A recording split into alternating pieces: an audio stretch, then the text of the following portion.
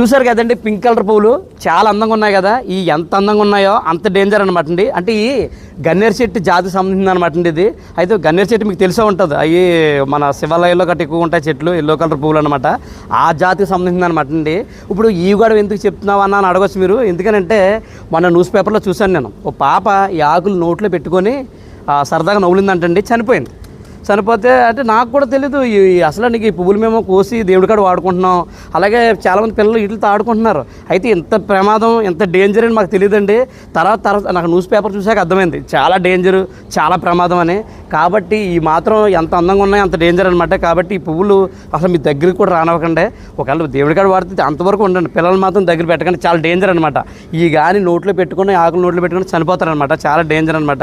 ఈ వీడియో ఇంతేనమాట అండి. ఈ వీడియో పనికొచ్చి వీడియో అయితే షేర్ చేస్తానని చెప్పాను నాకు. కాబట్టి 10 మందికి పనికొచ్చే వీడియో, ఈ వీడియో షేర్ చేయి, అలా వీడియో లైక్ చేసి మన పేజీని ఫాలో చేయి.